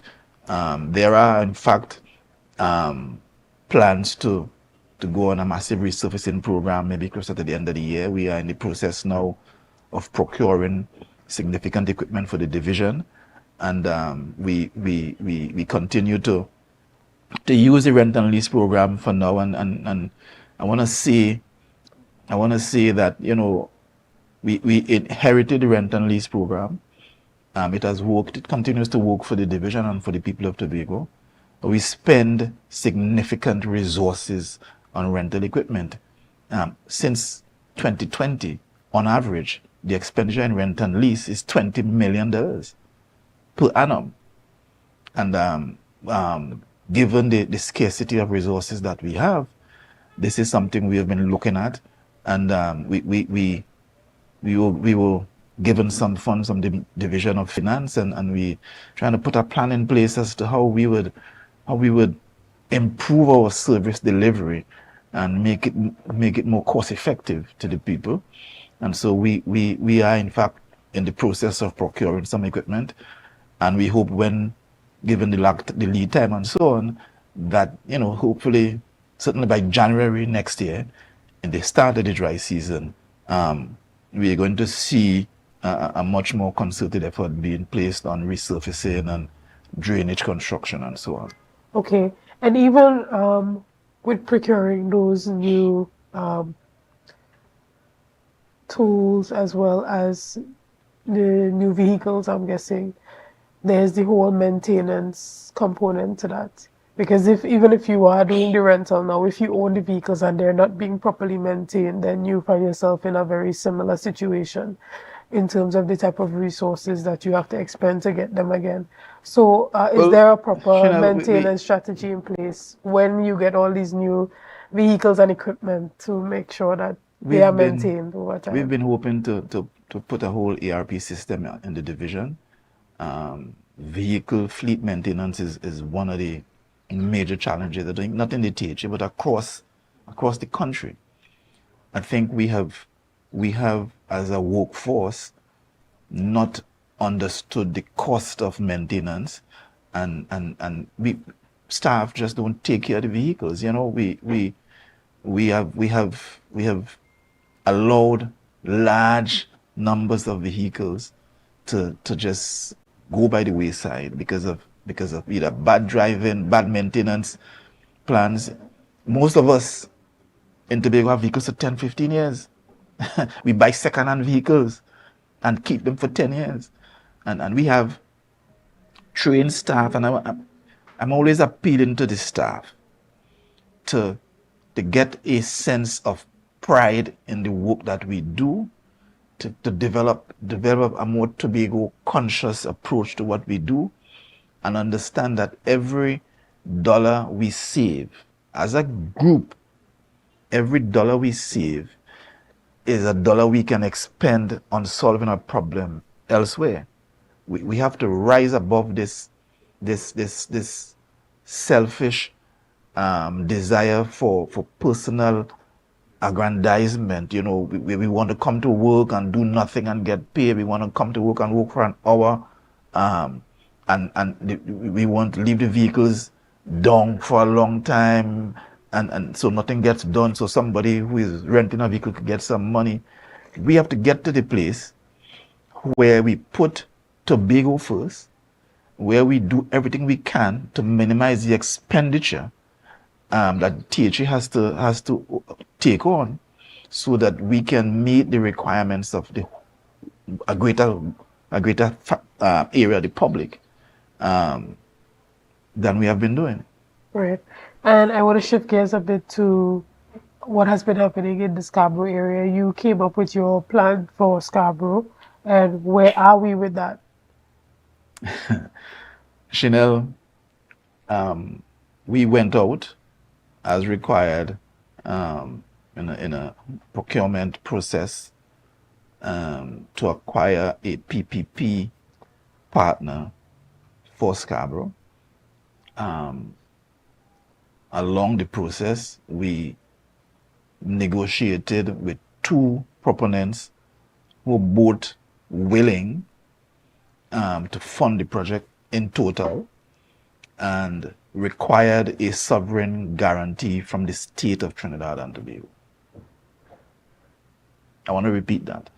We negotiated after the procurement process with two proponents, both of whom willing to finance the entire development, and both of whom the only hindrance to that is that they required the government of Trinidad and Tobago to give a sovereign guarantee, meaning that they wanted to ensure that the state, the government of Trinidad and Tobago, was in agreement with the development. As you know, we sent the development plans, the feasibility study and stuff to several ministers, including the Prime Minister. We wrote to the Prime Minister, I think it was June 4th, informing of the need for a sovereign guarantee from the state. If I'm not mistaken, to date we have had no response. Okay. And so we are where we are, and we will prosecute this further, of course, in time. But For now, we are awaiting the response. We are awaiting the response from the Prime Minister, son of the soil, and when we get that, if we don't, then we would begin to make some more noise. But we have done what we can do. We have done the feasibility study. The feasibility study says to us that the project is viable.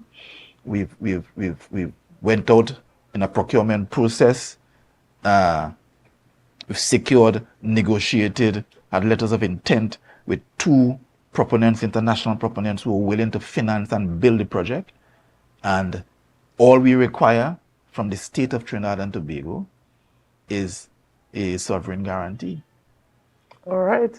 Well, we're going to take a break right here, and we'll be back as we continue this conversation. I will see you soon.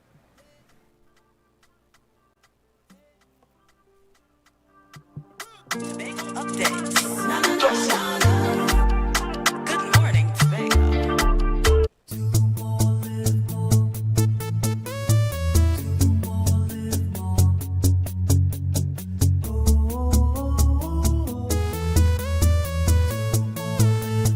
This is how it's gonna go.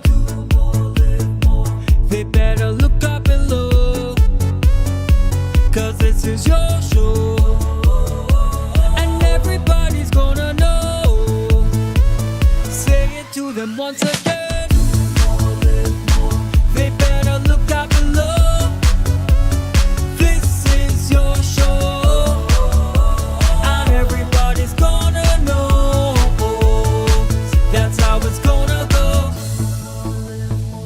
They better look up below, 'cause this is your show.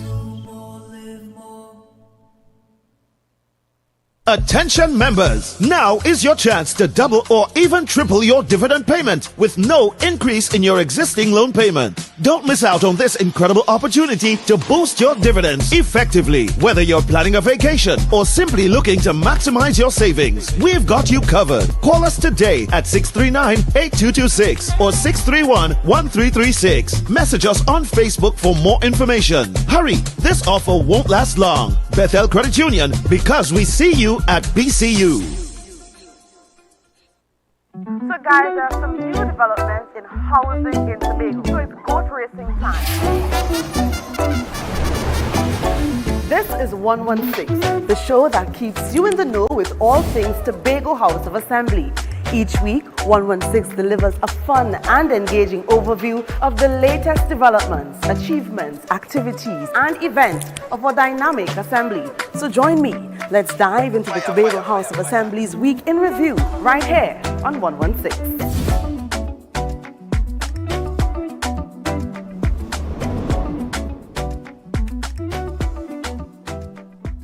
Stay fit this July and August with free aerobics from the Ministry of Sports and Community Development. Let her play. Keep on moving. Java Edition. Join us every Tuesday from 5 p.m. to 6 p.m. at the Hampton Lowlands Multi-Purpose Facility, Tobago. Register online via Ministry social media pages or visit our Tobago location. Hosted by the Ministry of Sports and Community Development and its Pink Rain campaign, empowering women and girls in sports. Are you ready to optimize your wedding business for engagement season and book more clients? Refine is the place to be. Refine, the Wedding Business Summit. Saturday, 14th September 2024 from 9 a.m. Pigeon Point Heritage Park, Tobago. This premier event is designed specifically for Caribbean wedding industry professionals. Gain expert insights, practical knowledge, and valuable connections that can help you thrive in the destination wedding market. Register now at refinesummit.com. It is time to refine. Refine, the Wedding Business Summit. Get insider info, advice, and insights from local, regional, and international players in the destination wedding market. Refine, the Wedding Business Summit. Saturday, 14th September 2024, Pigeon Point Heritage Park, Tobago. It's time to refine.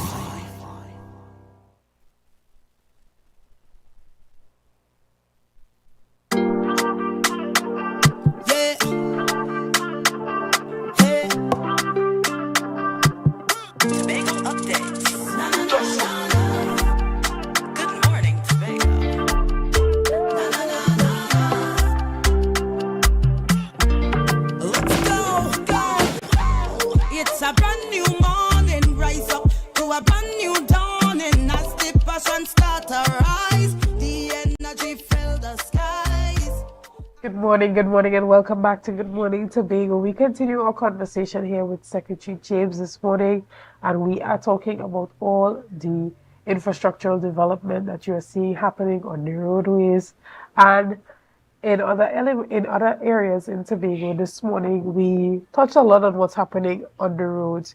We talked a bit about that roundabout, but we still see work happening there. Tell us about what's still happening down there. Well, the project is not finished. The division still has some work to do. The division is apart from the contractor. We've had reports from comments online. I've had reports from comments online from people who seem to be having some confusion at the roundabout, at Chevron roundabout, at that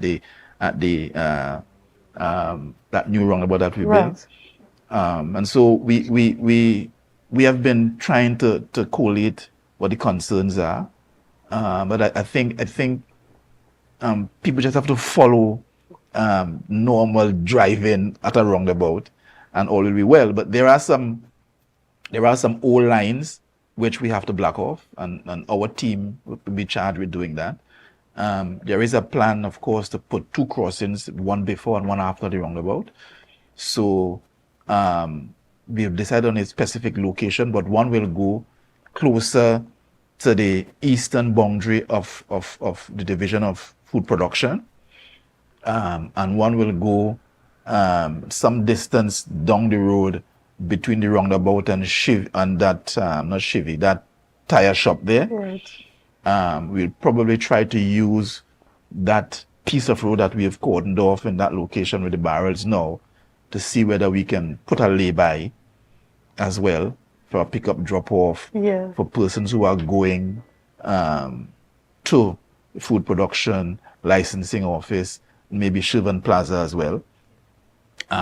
We plan to move the bus shed from where it is opposite the entrance to the food production division and put it further north. So that crossing that is there now will move further north with the bus shed. Okay. So that way we don't have vehicles stopping close to the exit or the entry of the roundabout and possibly causing traffic. So those are some of the changes that would come. The division will take on. That's some part of the project. We still seem to be seeing reports of persons turning right. If you're heading east along the Claude Noel and turning right into Cano Bay, into Cove, that we want to prohibit, and we would continue to assess whether a hard barricade is required at that corner for now. So is it advised that if they are going to go, that they take that route from inside by the roundabout, that new street, and go into? That's correct. If you're coming from the west and you want to get into Cove, the drive is to take the third exit at the roundabout and head along Pamela Nicholson Drive Boulevard and up Dr. Winston Murray Boulevard into Cove. That's the drive we have determined to be the best and most effective route. If you're coming out of Cove and you wish to turn left, we suggest you do the opposite of going down Dr. Winston Murray Boulevard, going around that roundabout, and taking the Pamela Nicholson Boulevard and then turning left along Milford Road. So that would minimize the risk of an accident taking place there at that corner. If you go to the bank, because we still see a lot of persons heading west and turning into the bank. That has been prohibited for the last 2 years, a year and a half at least. And we still see people doing that. And we want to say that, listen, it is only after a major accident occurs that people usually will change. But in this case, we have a no right turn sign there for more than a year. The drive now is that you should go down to the roundabout and come back up. I mean, we travel all over the world, Chanel, and we drive for 2 miles to make a left turn, and we have no problem with it. You know, this is a significantly short drive for the safety of the driving and traveling public, and we want to encourage that. If you're coming out of the bank, then you cannot turn right. Right. And so will there be an education campaign launched by the division in order to kind of direct persons, whether it be via video, just to show them the route, what to do and what not to do? We're considering doing a video, we will see how that goes. But I think, yes, probably some advert is required to get it entrenched in the mind and all of that. So we are considering doing a video now. But in the meantime, we've put that information out, and we will continue to do so every opportunity we get to remind the public of the changes that we have instituted from First Citizens Bank down to the James Bigart roundabout. And crime has been a huge issue on the island of recent. How has it impacted you, even as you're doing these development projects? There has been something going around a bit in the media about theft happening on a lot of these work sites. Have you experienced any of this? At some of our sites, we've had some minor theft, but in terms of the Tobago security issues, I don't think that's a significant thing. The chief secretary had a press conference, as you know, and spoke to certain support measures which the government in Tobago has had to give to the security services providers in Tobago, and we think that's significant. That we've seen some criticism about our suggestion, our offer maybe, to assist the Coast Guard with pirogues and so on, because that is what we could afford. And we seem to forget, Griffith and Hines and so on seem to forget that the Coast Guard in Tobago has been using a pirogue for years. I mean, today the pirogue might be still turned down at the Coast Guard base. We seem to forget that. We are at a place in Tobago where we have maybe completed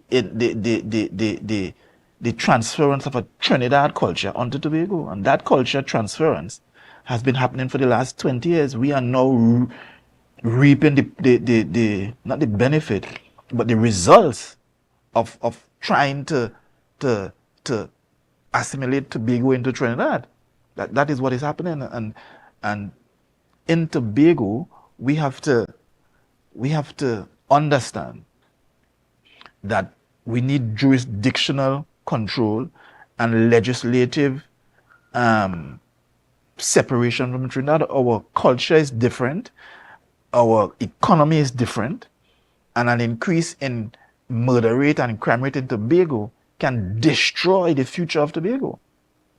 In Grenada, the murder rate, the murder is 17, I think, last year in 2023. In Barbados is less than that. And we in Tobago, with a smaller population, up to 19. And so as a government in Tobago, although this is a sixth schedule item, we have to find a way to support the security services. We have had to purchase vehicles for the army, and it's another thing, Chanel. The Ministry of National Security has a bigger budget than the Tobago House of Assembly. The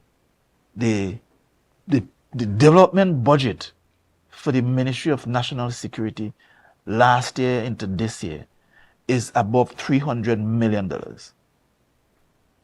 And that's on average. On average, maybe about 260 for the ministry. Not maintenance, for the ministry development budget. Zero of that has been spent in Tobago.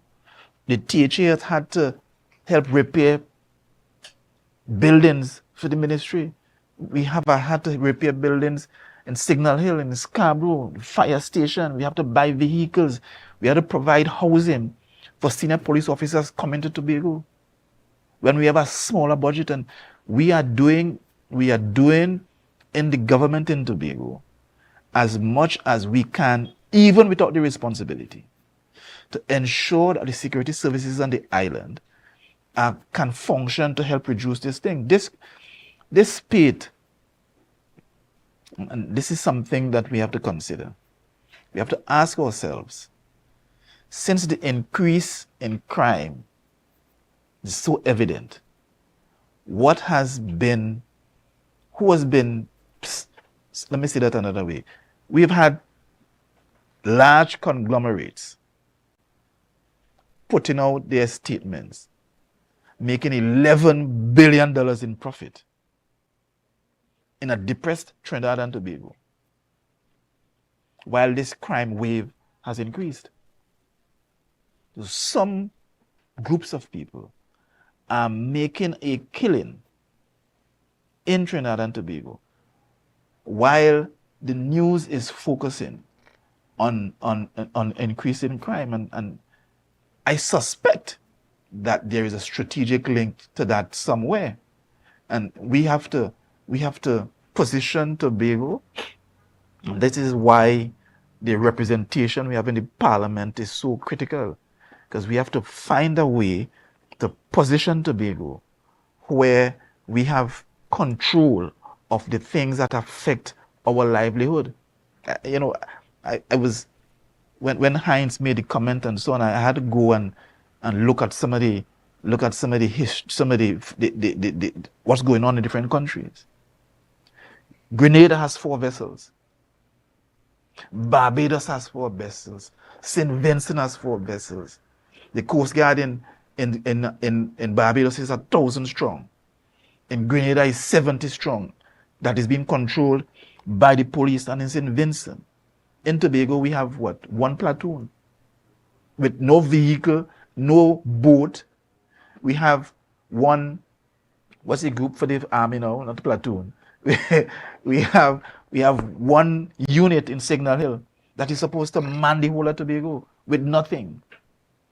The Ministry of National Security has forgotten Tobago, and we continue to sit silent as Tobagonians, while these ministries in Trinidad that are still controlled under the 6th schedule do nothing. We have a situation where licensed officers are coming to Tobago looking for stolen vehicles.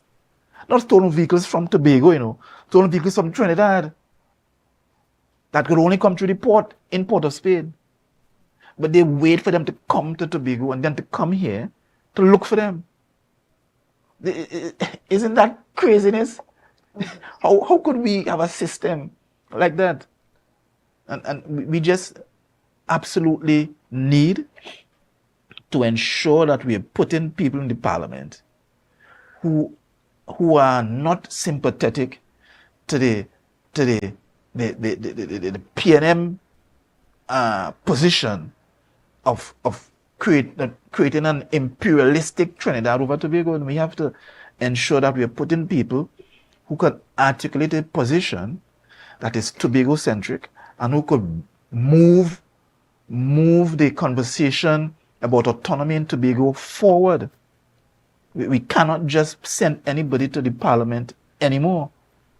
And the Tobagonians have to come to terms with that. This is not about race. This is about Tobago ensuring that we are taking the steps to protect this wonderful island that we have. And if we don't, Crapo smoke our collective pipe.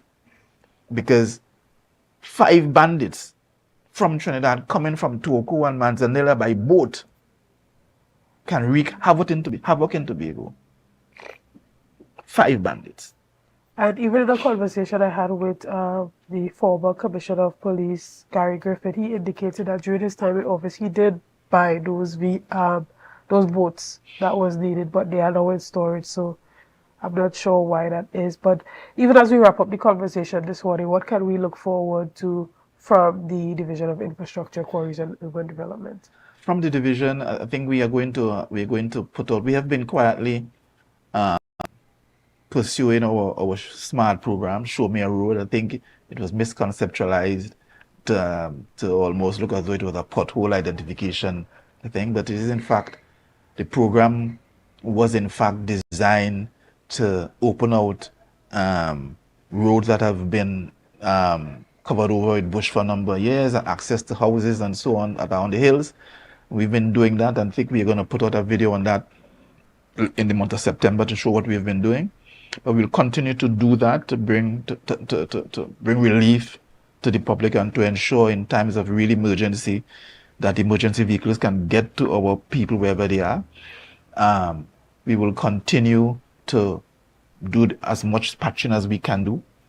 We in fiscal 2025, one of our biggest projects will be us attempting to alleviate the flooding that is in Canaan, Bon Accord, lowlands.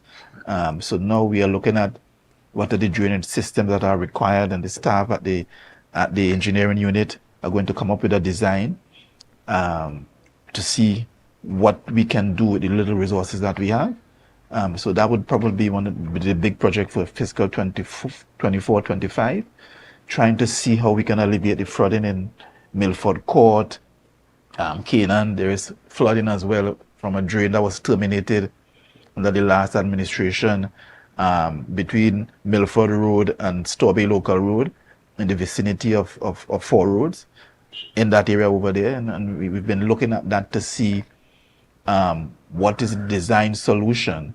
And we are thinking of ponding it in some location before bringing it out and across the main road, Milford Road, into the swamp. So that would be hopefully our big deliverable. We have in fact come up with a design of a road network in and out of Scarborough. We will also bring that to the public shortly, and hopefully we are in the process of trying to get grant funding to do the designs for it and so on. So we have exciting times in the new year, and I want people in Tobago to understand that there is a need for a balance in the development and maintenance programs that we have. We simply cannot spend the entire budget on maintaining what we have, otherwise the island will not develop. We need to create employment, and the infrastructure has to be designed to create employment, to ensure that people can come into this space and employ others. So the road at Cove and all of that is meant to do that. If we can finally get Cove to be built out and all that massive land acreage down there that's been left there for 20 years, we can get factories in there and so on.